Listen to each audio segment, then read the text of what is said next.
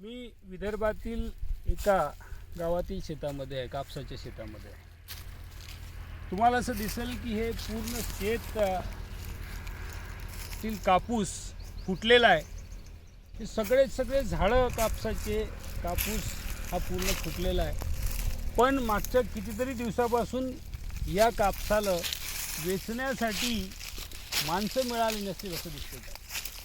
जेव्हा हा कापूस जास्त दिवस शेतावर असं राहतो, तुम्हाला असं दिसेल जसं या बोंडावर दिसेल की हे थोडं काळं झालेलं आहे.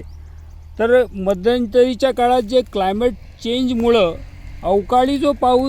अवकाळी पावसामुळं हे बोंड खराब झालेले आहेत. जीवाचं रान करून मायमाऊली समजून शेताला सांभाळणारा हा शेतकरी त्याचं उभं पीक असं खराब होताना दिसतं. तर मन हेलकावून जातं. या संदर्भात काही उपाय करण्याची आवश्यकता आहे. जसं होऊ शकते की मानव संसाधन म्हणजे माणसं भेटायसाठी MRGS सारख्या स्कीममधून याच्यासाठी शेतात काम करायला आपण माणसं देऊ शकतो का.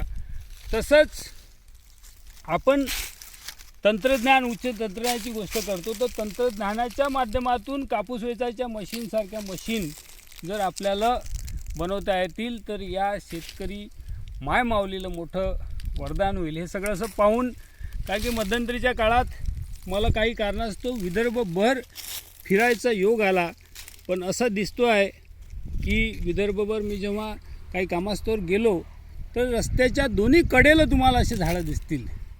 तर या शेतकरी मायमाऊलीला जगण्याचं आणखी साधन, त्याचं जीवन सुकर करण्यासाठी आपण सर्व मिळून काहीतरी प्रयत्न करायची गरज आहे. धन्यवाद.